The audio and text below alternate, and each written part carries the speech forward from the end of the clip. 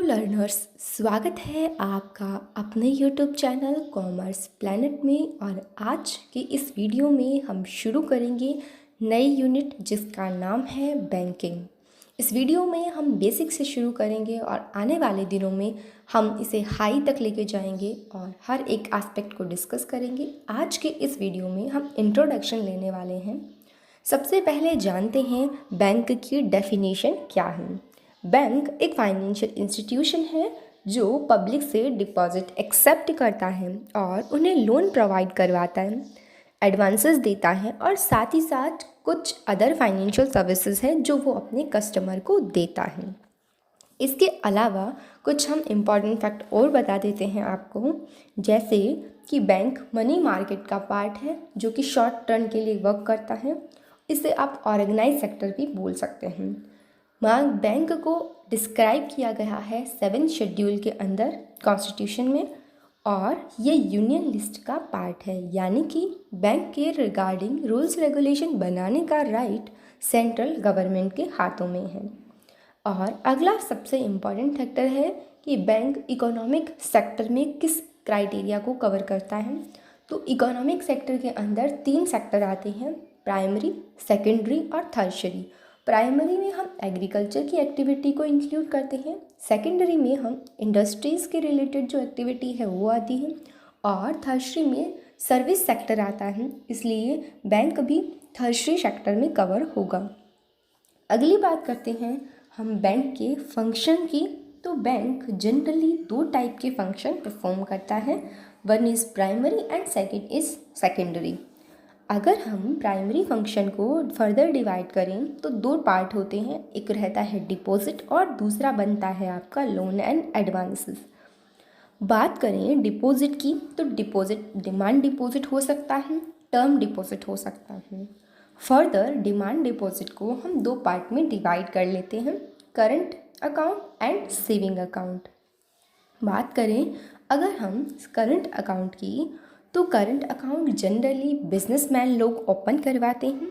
इस तरह के अकाउंट पे आपको कोई इंटरेस्ट नहीं मिलता और साथ ही साथ ना किसी तरह का टाइम बार्ड होता। ओवरड्राफ्ट फैसिलिटी आपको मिलती है लेकिन अकॉर्डिंग टू बिजनेसमैन की गुडविल के। दूसरा अकाउंट हमने जो बात की वो था सेविंग अकाउंट। ये जनरल कोई भी पीपल अपना अकाउंट खुला सकता है।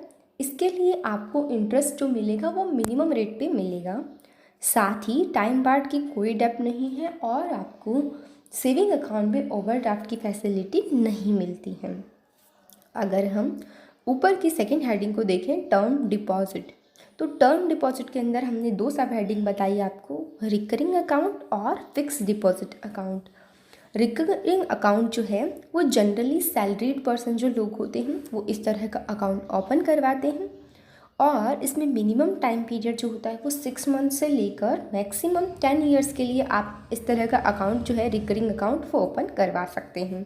फिक्स इंस्टॉलमेंट में आप पेमेंट करते रहते हैं और बैंक में जमा कराते हैं। अगला है, हमने बात की थी फिक्स डिपॉजिट अकाउंट। तो फिक्स डिपॉजिट जनरली जो फार्मर्स लोग होते हैं वो कराते हैं। इस तरह पे आपको इंटरेस्ट जो है वो मैक्सिमम मिलता है और इसमें टाइम बार्ड की बात करें तो मिनिमम 7 डेज़ के लिए आप फिक्स डिपॉजिट करवा सकते हो और मैक्सिमम 10 ईयर्स के लिए फ़िक्स डिपॉजिट करवाया जा सकता है। डिपॉजिट इन 1 टाइम रहता है। तो कुछ और अदर फंक्शन बता देती हूँ, जैसे कि सबसे इम्पॉर्टेंट काम रहता है बैंक का क्रेडिट क्रिएशन का। इसे हम मेन फंक्शन भी बोल सकते हैं। ये कमर्शियल बैंक जो होते हैं वो इस तरह का काम परफॉर्म करते हैं। क्रेडिट क्रिएशन मतलब कि साख का सृजन करना। ये जनरली मनी मार्केट का पार्ट होता है और RBI as a central bank इसे कंट्रोल करता है कि मनी की सप्लाई मार्केट में कितनी रखनी है। दूसरा मेन फंक्शन रहता है बैंकों का फाइनेंशियल इंक्लूजन, यानी कि वित्तीय समावेशन। इसका यूज़ सबसे पहले अप्रैल 2005 में वाई रेड्डी जी के द्वारा किया गया, जब 10th 5 ईयर प्लान चल रहा था और वे 14वें वित्त आयोग के अध्यक्ष थे।